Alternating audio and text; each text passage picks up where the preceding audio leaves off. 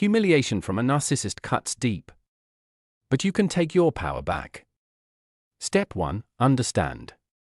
They wanted you to feel small, ashamed, and crazy. That's how they kept control. But their behavior was never about your worth, it's about their emptiness. Step 2. Rebuild you. They made you question your instincts, your looks, even your worth. Start rebuilding your identity outside of them. Piece by piece, your strength returns. Step 3. Speak it out. Shame grows in silence. Speak about what happened with a therapist, a friend, or even in your journal. The more you share it, the less control it has over you. Step 4. Forgive yourself. You may feel humiliated for staying, or for believing their lies. But that's not weakness, that's your empathy being exploited. Forgive yourself for what you didn't know, and honor yourself for surviving.